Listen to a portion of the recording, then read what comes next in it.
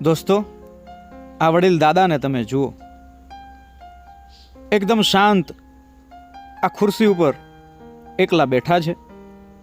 હાથમાં લાકડી છે, માથે રૂમાલ જાણે વીંટેળ્યો છે અને એકદમ દેશી કપડાં. આંખોમાં ચશ્મા પહેર્યા છે. આપણે એમને સામું જોઈએ, એ આપણી સામું જોઈએ તો આપણને એમ લાગે કે એમની આંખો જે છે એ આપણને કંઈક કહી રહી છે. શું? તો કે મેં ઘણો બધો અનુભવ જિંદગીમાં કર્યો છે.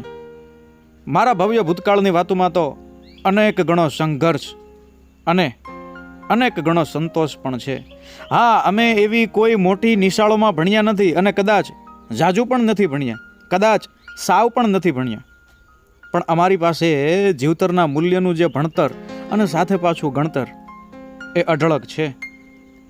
અમારી પાસે વડીલોનો વિવેક અને પરમાત્મા પ્રત્યેનો પ્રેમ એ પણ અમાપ છે. અમે કોઈને ઓળખતા હોય ના ઓળખતા હોય, અમે છીએ વડીલો. અમારી સામે કોઈ બીજા વડીલ અમારી ઉંમરના આવે ત્યારે અમે એમને વગર ઓળખાણે પણ એ રામ રામ રામ રામ કહી અને આવકારીએ તો જરૂર છીએ.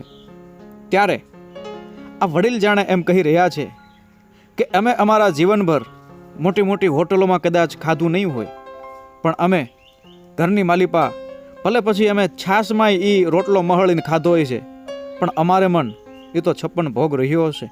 અમે અજાણ્યાને પણ આવકારો આપ્યો છે અને અમે અજાણ્યા હતા તો અમને પણ બીજા કોઈ અજાણ્યાએ આવકારો આપ્યો છે. કેમ કે અમે જે વખતને જીવી ગયા એ જાજરમાન હતો.